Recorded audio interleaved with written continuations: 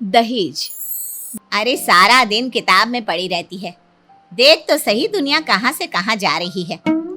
हाँ हाँ देख रही हूँ माँ, और एक दिन आएगा कि तेरी बेटी भी आसमान छुएगी, देखना तू। देखा, मेरी बेटी कितनी अच्छी बातें करती है। तभी पड़ोसन आ जाती है। ये ले लता, तेरे मुंह से बात निकली और सच भी हो गई। तेरे लिए रिश्ता लेकर आई हूँ। अरे देख तो लड़का कितना सुंदर है, अमेरिका में रहता है। लता यूं पसंद आ गई इन लोगों को। अरे वाह, क्या लड़का है, बिल्कुल राजकुमार। लेकिन अभी कहाँ लता की शादी होगी, अभी तो वो पढ़ रही है ना। अरे पता है, उन लोगों को इसकी पढ़ाई से भी कोई परेशानी नहीं है। कह रहे थे लड़का तो बाहर ही रहता है, ससुराल में बेटी बनाकर रखेंगे। फिर आप लोगों की इकलौती बेटी है, सोच लीजिए।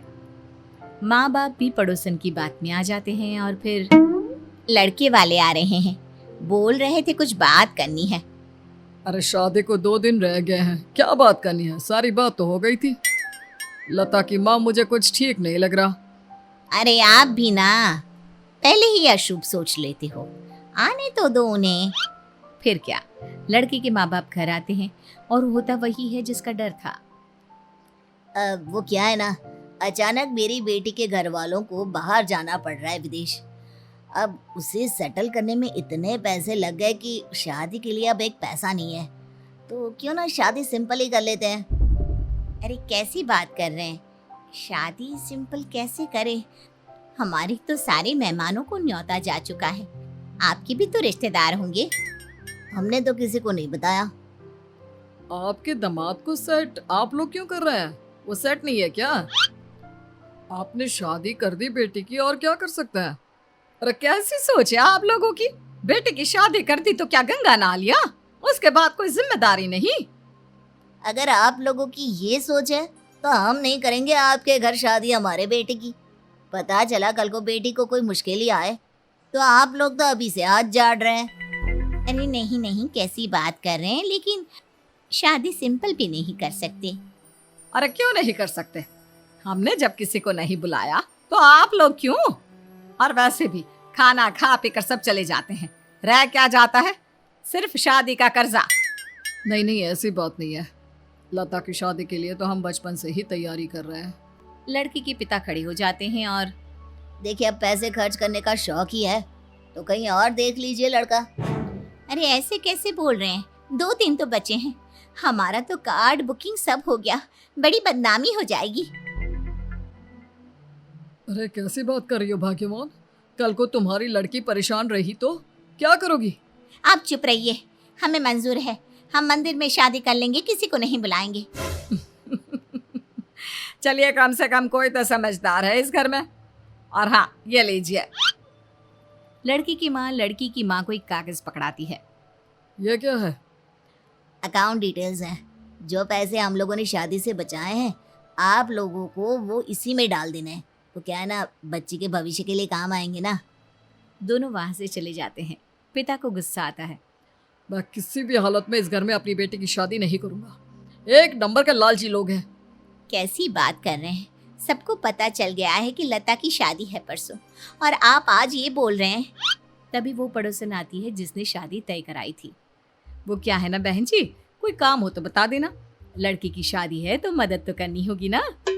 हाँ बिल्कुल, इन्हें सारे रिश्तेदारों के नाम और नंबर की लिस्ट दे दो, बोलो फोन करके बोल दे कि शादी में आने की ज़रूरत नहीं है, हम मंदिर में शादी कर रहे हैं।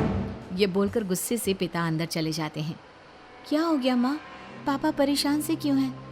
वो क्या है ना बेटा, तेरे होने वाले सास ससुर आए थे, कह रहे थे लड़की की शादी में क्या ज़रूरत है इतना खर्चा करने की, मंदिर में सिंपल सी शादी कर लेते हैं। वाह माँ, कितनी अच्छी सोच है, अच्छा ही तो है। वैसे भी माँ, मेरे जाने के बाद आप लोगों के पास भी तो पैसे होने चाहिए, सब तो मेरी पढ़ाई और शादी में लगा रहे हैं। बहुत अच्छे लोग हैं माँ मेरे ससुराल वाले। और नहीं तो क्या, रिश्ता किसने चुना है। सभी चले जाते हैं। चलो अच्छा हुआ लता को कुछ पता नहीं चला और उसके मन में उसके ससुराल वालों की इज्जत भी बढ़ गई। वैसे भी पैसे उसी के तो काम आएंगे।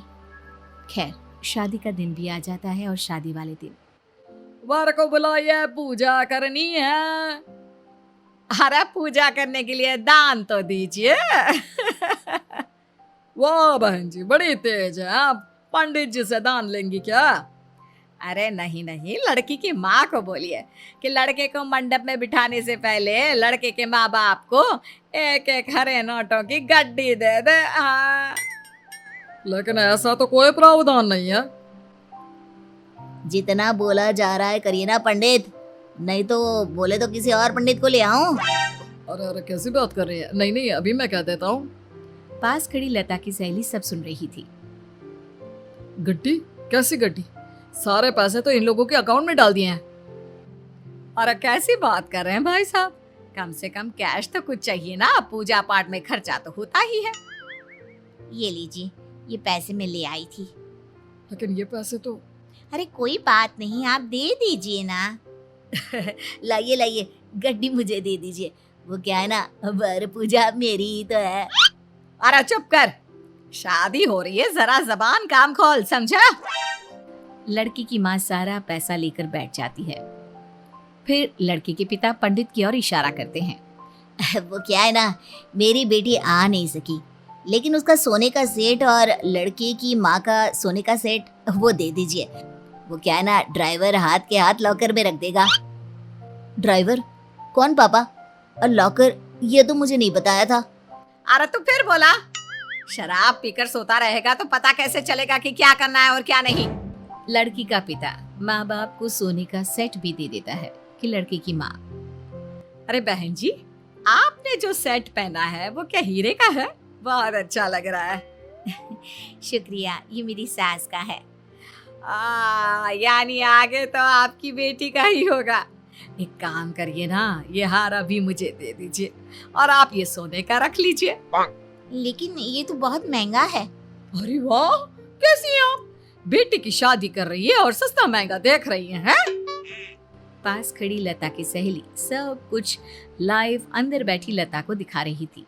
फोन से लता अपने होने वाले ससुराल वालों की सारी हरकतें देख रही थी कि तभी पंडित कहता है, कन्या को बुलाइए और हाँ, कन्या के मंडप में आने से पहले 1 लाख रुपए लड़के के हाथ में रखिए। अरे पंडित जी, कैसी बात कर रहे हैं? अब हमारे पास कोई पैसे नहीं बचे। ये तो अच्छा है कि हमारे रिश्तेदार नहीं आए, नहीं तो यहाँ बेइज्जती कराने में आपने कोई कसर नहीं छोड़ी। तभी लता आ जाती है। पास उसकी सहेली खड़ी होती है और उसके हाथ में फोन होता है। कोई भी यहाँ से नहीं हिलेगा, अभी थोड़ी ही देर में पुलिस भी आती होगी। तभी पुलिस आ जाती है और लड़की वालों को गिरफ्तार कर लेती है। ये लोग तो जाने माने ठग हैं। इनका काम ही है शादी करके लोगों को लूटना। ये लड़का 10 शादी पहले भी कर चुका है। और आप लोग कैसे माँ बाप हैं? लड़की को बिना सोचे समझे ऐसे लालची लोगों के हाथ में सौंप रहे थे। वो तो भला हो लड़की का जो सही समय पर उसने हमें फोन कर दिया। पुलिस उन लोगों को ले जाती है। माँ पापा, मैं बोझ नहीं बनूंगी। अब मैं आप लोगों के साथ नहीं रहूंगी। जो पैसे आप लोगों ने उनके अकाउंट में डाले थे वो भी मैंने आप लोगों के अकाउंट में वापस ट्रांसफर करवा दिए हैं। और ये रहे बाकी के गहने और रुपए। ये बोलकर लता वहां से चली जाती है।